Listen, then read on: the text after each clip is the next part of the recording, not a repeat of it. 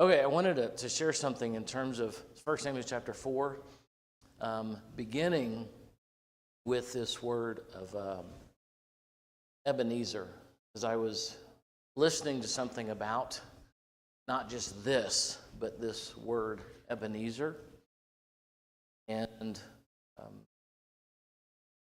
getting also into the rest of this story, this chapter. Last week we talked about that Ebenezer means a stone of help. And it comes from two different words, Eb and Nazer, or Nezer, stone of help. And the word Azer, E-Z-E-R, is the same word used in Genesis 2, whenever God notices that, I say notices, it's not as if he didn't know it before, but the story that Adam was, it's not good that Adam be alone, and so he made a helper. And the word there, helper, is the same word here as Azer, Ebenezer, a stone of help. But the word Azer does mean a helper, but it's very, very cool and interesting that it's not like, if you're outside doing the yard with your kid, and you're like, hey, would you help me, pick up these leaves, and it's more of a training thing. But an Azer, the word itself, has the idea of you having something done for you that you can't do yourself. So it's not like training someone. It's not like a little help, but it's, I don't know, I'm looking over here at James, who's an electrician, and, if I have something at my house that I need done, I can't do it. James can do it for me. He's an electrician. He knows all that stuff, even though he gets jolted sometimes too. I was sharing a story of something I did last week, and he said, oh yeah, I do that all the time, which actually, thank you, James, made me feel much better. Whether it's true or not, it made me feel better. But James would be my Azer. He's doing something for me I cannot do for myself. Jonathan has done some stuff for me that I can't do. So it's not as if he's, oh, thank you, Jonathan, thank you, James, pat him on the head, kind of, I'm letting you do this. I can't do this. So you're doing it for me. So it puts a lot of interesting spin on Genesis 2, that at least what I was always understood, that the woman is a help meet. It's like she's next to the guy.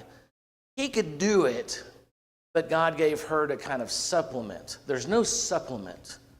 There's no training. There's no mentoring. She does something that he cannot do. Now, whether it's childbirth, whether it's all the things a woman can do that a man can't. But it's a very powerful term with the idea of being a very strong presence of something that the other cannot do. So that's this idea of Azer. So as the Israelites are encamped there at Ebenezer, a stone of help. But as we go through this story, and we looked at last week, one of the first questions they ask after they lose 4,000 men on the battlefield, their question is, when the soldiers return to the camp. So someone share with me in verse 3, what question do they ask?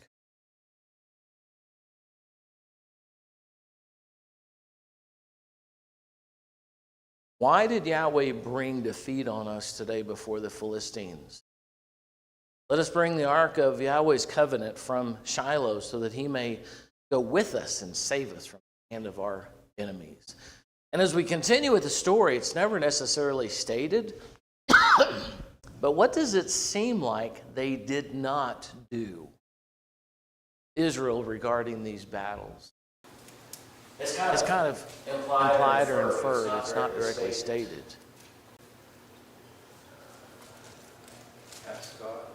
Ask God. They didn't ask their Azer. They didn't ask, hey God, should we do this? Hey God, will you help us? Hey God. And in fact, what did they feel like that they needed to win this battle? They needed the Ark of the Covenant. They needed, God's actual presence there. Which we talked about this, I think we did last week, and I had never considered this, that on one hand, theologically, God is where? God's everywhere. And that's a pretty thick part of our theology. On the other hand, with the Ark of the Covenant, where is God? Between the cherubim. In the tabernacle, where is God? Holy of Holies, on the seat of mercy between the cherubim. Now, I'm not remotely suggesting here there's any contradiction. I just find it interesting that with Israel here, they lost this battle. They were camped at a stone of help, Ebenezer. And yet when they went up against the Philistines, they lost, 4,000 men on the battlefield. So then they go and they get the Ark of the Covenant of God, where God dwells, and they have that with them. And then what happens? They go from 4,000 men lost to 30,000 men lost. So totally, both with and without the Ark of the Covenant, they lose 34,000 men. And when you look at these two terms, these two numbers at least, the number 30 is, well, it's the number 3 of completeness with 10 totality. So their defeat was a complete defeat. To throw this out to you, just as a consideration, I'm not saying it's fact, I'm saying it's interesting. The way that these folks wrote, the ancients, is, when we talk about numbers being important, they meant something to them. They didn't just mean something, they were a way of communicating ideas. And so it's not so much important how much they lost, it's what the number carries, what the number means to them. I'll give you one, for instance, in the New Testament, where the numbers 3 are used often. Paul talks about going to the third heaven. The man that I don't know, but I do know in 2 Corinthians, goes up to third heaven. Jesus had 3 disciples that were very close to him. It talks about Jesus praying 3 times in the garden. I don't think it matters how many times he prayed. The idea that he prayed completely. He prayed fully. He gave it everything he had in terms of prayers. So when you look at this idea of 30, it doesn't matter that it was 30. The defeat was complete. Now, whether that was their faith, we don't know because it's not stated. All we do know is, with or without the ark, what happened to Israel? Soundly defeated. So think about that in terms of the story, not just the data that's here, but what the story is sharing with us is when they brought back the Ark of the Covenant of Yahweh Adonai, the God, the Creator, they brought that to the battle. And the defeat that they had with the Ark of Yahweh Adonai was, what would that be? 6, 7, a little over 7 times worse. They lost 7 times worth with 7 times worse with the ark than without it.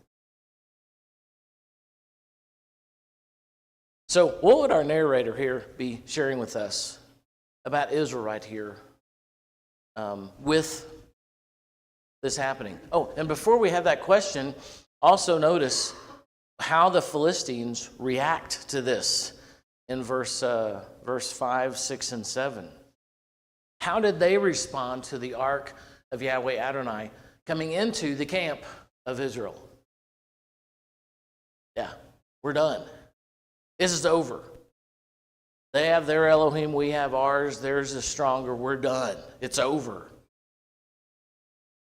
So how did the Philistines feel about the ark of Yahweh Adonai?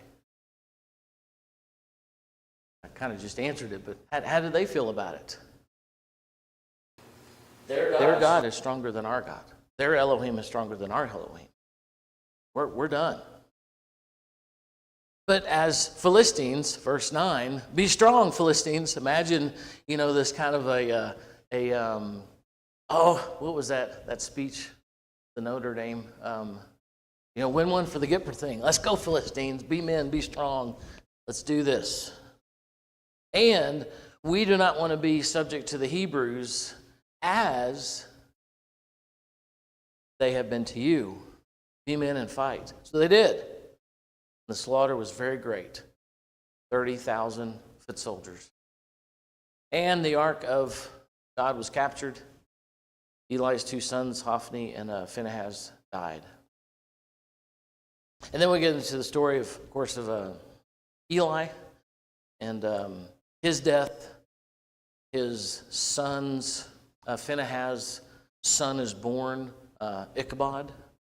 Ichabod means the glory has departed from Israel. And notice also number 22. The glory has departed Israel. Why? Because the ark's gone. There's a mention that they got defeated.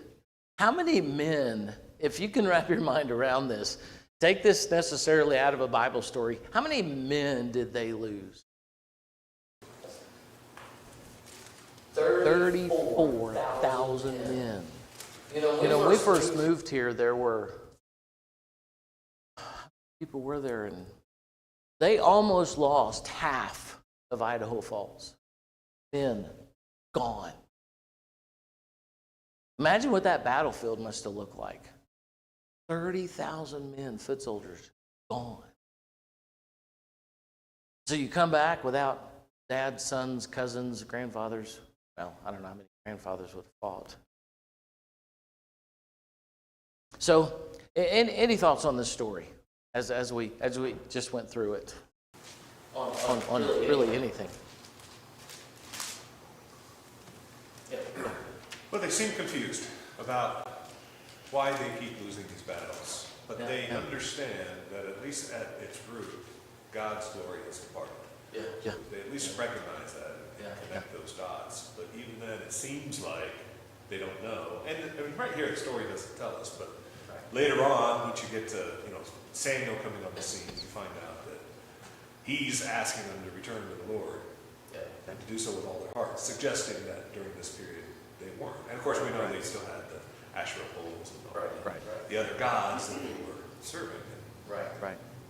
I think we can infer that that's why they were defeated in this. But it actually doesn't say. It doesn't say what they knew or understood. We just know that they recognize that God's glory had departed. Right. That's what I find interesting, that whenever they say Israel's not in the right place, not because of all the people that died, not because they lost the battle, but because the ark of God is gone. And one of the things I find very interesting about this is the how that can translate for us today.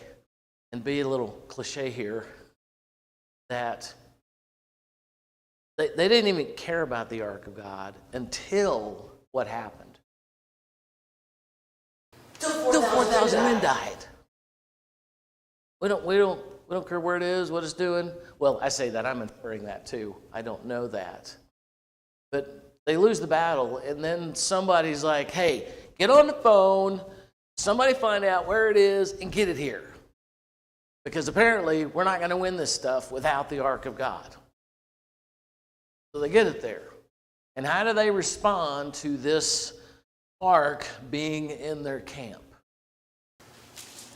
Hey, there's great rejoicing. Everybody's happy. And how did the Philistines respond to the Israelites' response about the ark of God? We're all dead. We're done. Now we're going to have the casualties. I have also wondered, when you get the Philistines and they bring the ark of God into their camp, if you kind of flip the perspective, the Philistines, as they're fighting, going into it. I'm going to be strong. I'm going to be a man, but we're all going to die. This is going to go down very badly. And it doesn't. They start winning. And all of a sudden, now by winning, we're not talking about like a UFC where you submit someone and then everybody gets up, but how are they winning?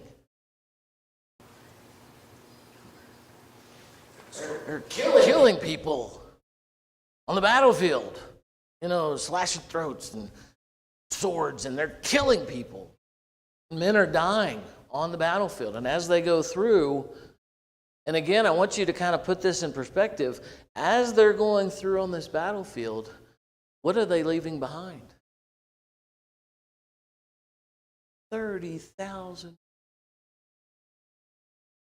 So where they have before of the ark of God and we're done, now we're going to take the ark of God. Why? Why capture the ark of Israel's Elohim? Why do that?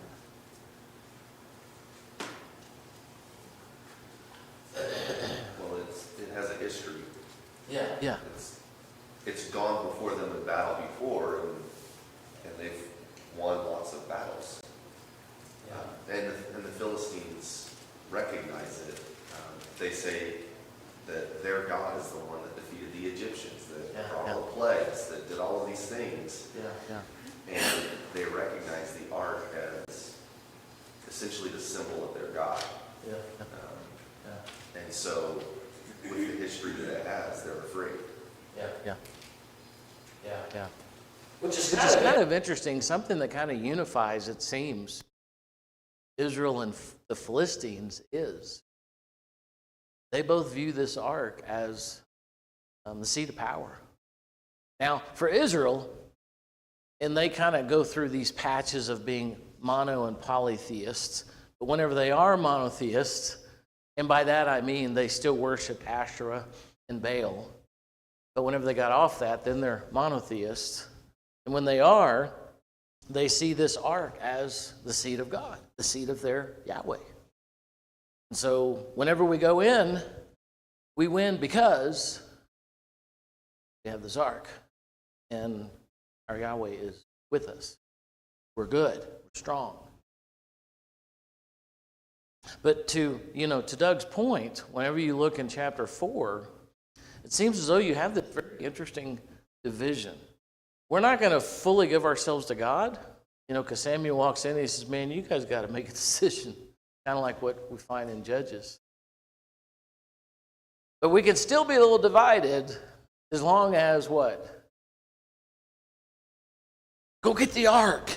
Because if you get the ark, our Yahweh Elohim is between the cherubim, and we'll be good. We'll win. But in their hearts, they are divided. It's like, well, look, Yahweh Adonai is just stronger than Baal and Asherah. But we're not going to let Baal and Asherah go. Because we still, identify with Yahweh Adonai. Yahweh Shaddai. Yeah. They put their trust in the object of the ark instead of not recognizing that their power doesn't come from the object. Their power in winning comes from their standing or their position with God. If they're with God, then they're winning. Right. And the ark is just there. It's about their position with God. Great point. So we may spend the rest of our time on this if this discussion catches on and you guys find this interesting. I can't decide if you guys are tired or my discussion today is really boring, or if maybe a third option is there, and I don't know what it is. Usually you all are a lot more talkative, which is fine. I'm, whatever. So let's talk about Jonathan's comment. So what was the purpose for the Ark of Yahweh? And in some places, it's the Ark of Elohim. The word Ark of God, the word there is Elohim. So sometimes it's the Ark of Elohim, sometimes it's the Ark of Yahweh Adonai. Both same thing, just difference in terms of how it's identified. So what was the purpose of the Ark of the Covenant? Even starting back in Exodus, whenever God gave instructions to have the thing constructed at all. Yeah. That's what it was. It was go forward in front of Israel. It was the ark that spread the waters as they crossed the Jordan. So, yeah, that's why it was built, to be in the presence of the Lord. Right. In fact, with that story, if you guys remember, there's sometimes these Old Testament stories, I think we know them so well that sometimes we forget some details. You know, right before they cross the Jordan, I always get the Jordan and the Red Sea mixed up. With the Egyptian armies coming, they freak out, and God tells them to take the priest, or to walk through. And what was going to happen whenever the ark and the priest's feet and Moses' staff all hit the water? Right up. Now, something that's kind of interesting, total aside here, is it's kind of interesting. There's two possibilities, because both are kind of mentioned, where the water divides.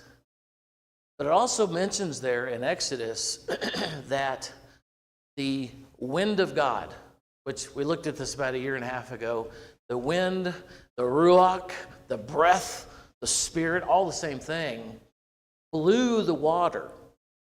And so as opposed to the water dividing, which is all the pictures we see, or the wind of God pushing the water, it's like the ebb and flow of an ocean, where when you look at a certain part of an ocean, how far back is the water?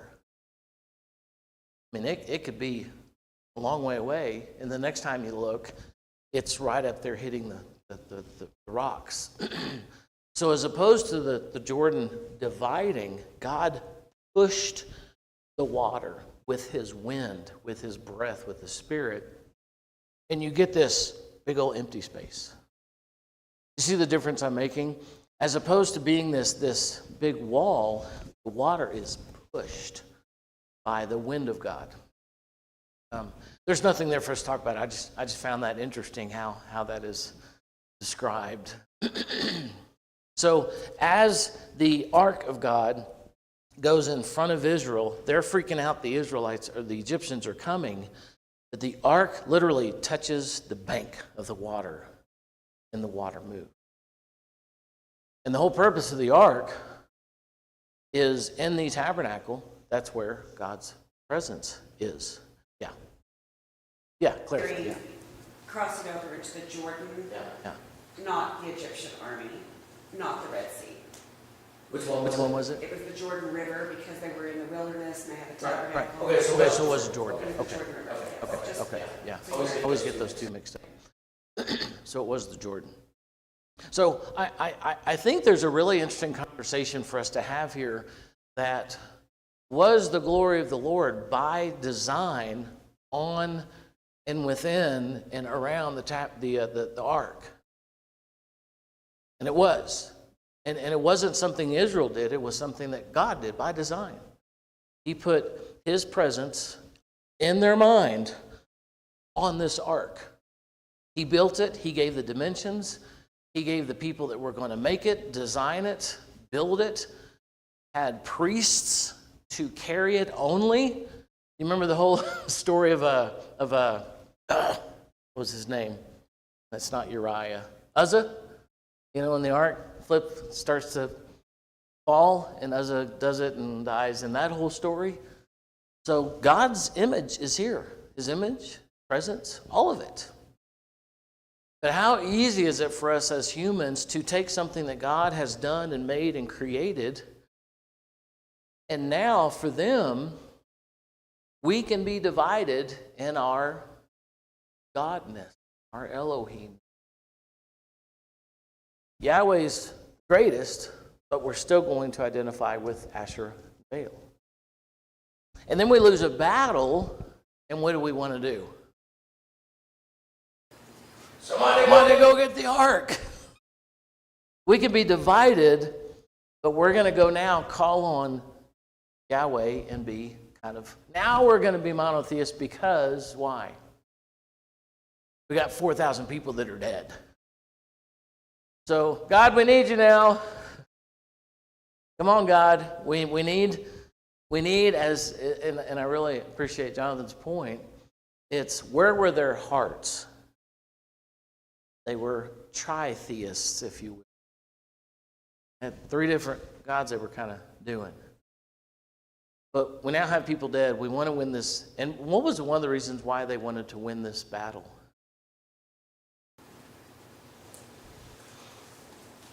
I'm going to let that sit for just a hair. Why did they want to win this battle? Okay. They wanted the glory for themselves. Very much agree. That's not the answer I had, but that's very much the case. My answer, I guess, is a little more tribal. They hated the Philistines. These are the Philistines. I was watching a football game highlight yesterday, which is a much better way to watch a football game. They show different parts of the game, and Oklahoma was playing Auburn. So you know what I did? Which Terry knows I'm not a big Oklahoma fan. No more, she's a Texas fan. So I zoomed all the way to the end. I want to see what the score was, because I'm not watching the highlights if Oklahoma wins. And Oklahoma barely won. I mean, it was like last-second interception or something. I sat there going, really want to watch these highlights. But Oklahoma won, so what's the point of watching? So I didn't watch it. So it's Oklahoma. There's some people that are the same with Texas, you know. Now, if it's, a different team in Oklahoma, no, I'm kidding. I'm just picking on my wife in public. So with Israel and Philistines, what was one of the reasons why they wanted to win this battle? It's the Philistines. They hate the Philistines. We're going to bring in the ark. How oftentimes do we find ourselves in life, and it's really interesting how this imagery just continues to pop up throughout the Old Testament, where we have an awareness of God, we think about God, we process God, but then someone gets cancer, or we have a financial issue, or our kids are having a problem, or. And what do we find ourselves generally doing? And I'm not being critical of this. Please don't hear that at all. What do we generally find ourselves doing? Call a friend and God in that situation. Why did God allow this to happen? Okay. And when it's me that's thinking in those terms at all, I'm thinking, well, where has God been in your life? Yeah. Et cetera. And so I try to share that concept when somebody else approaches me with that. Was God involved in the decision of what you did? Now, with diseases, it's not so much Right. clear cut. Yeah. Sin entered the world. So Right. that's right. Some of these things happen. Right. But just questioning ourselves, was God involved in our choices that caused this predicament? Right. Yeah. Absolutely. So any thoughts about that? What do we generally do when stuff isn't normal and it kind of goes downhill? And maybe you're not thinking what I'm thinking. It's like you call a friend, say, hey, would you pray for this, X, Y, and Z? And again, I'm not suggesting that we shouldn't do that. And I'm not suggesting there's anything wrong with that. What I'm saying is sometimes we're not processing God stuff until something goes downhill, whatever it may be. So just a little tiny connecting of the dots there. And I'm not saying we shouldn't do that. Please don't hear that either. Why does Israel, hold on to your thought, why does Israel call on God to have his ark brought as they're fighting the Philistines? Why do they do that? They need him. That's where the power is. If they're going to defeat the Philistines, they need God to do it. But as Jonathan said again, what was the problem? The problem wasn't calling on the ark of God. What was the problem? Before they did it, they divided. Yeah. Well, I was just thinking that when we're calling somebody, we're recognizing that we're weak and we know that the source is God. So somebody help me during that time because we're struggling. So there's nothing wrong with calling somebody Nope. to call on God with you or for you, Nope. because your trauma brain and whatever's going on, you don't feel like you can get there yourself. You just need that. Right. help. Right. Yeah. Yeah. So For any of you that may have done this, please do not hear me say that if you're divided, don't call on God. I'm not saying that at all. If you're divided, you need to call on the ark of God. You need to make that decision, but we need to work on not being divided and being more monotheists, if you will. Yeah. To echo what Jonathan said, they weren't really calling on God. Yeah. They looked at the ark as this tchotchke, this thing that could come and save them. Yeah. They weren't considering why the ark was there in the first place. And when it was first given to Moses, the design and everything of it, he says, "There is where I will meet you. Right. There is where I will give you all about the commandments for Israel." Right. So it was this. That's where you go to seek God and Yeah. to seek His wisdom and guidance and direction and command.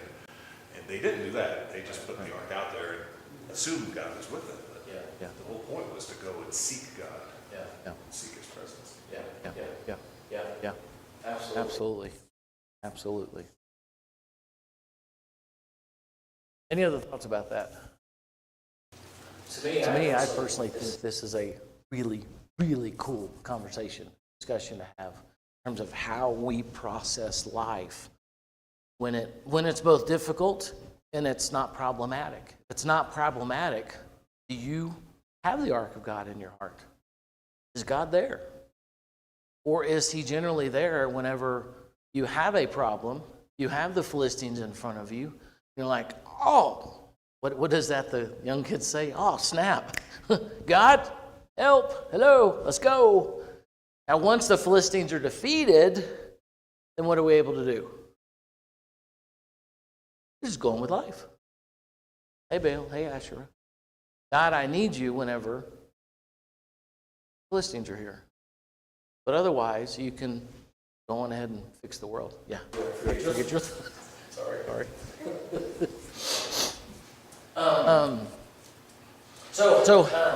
Next week we will get into how Dagon, the Philistine, both God and his temple, respond to the ark of God being there, and a lot of the imagery that's there. There's not just a lot, but there's some very significant imagery that this narrative gives us about, and man, wish we had time to do this, because with this story, you don't get into how people respond to the ark, but you get into where there's the ark of Yahweh and the temple of Dagon, and God's like, look, I'm going to show you how things happen when people aren't involved. This is what's going on. And you're going to visibly see it. And the Philistines did see it. And it was a really, really cool visual in terms of how that happened. Anything to close? Remember your thoughts?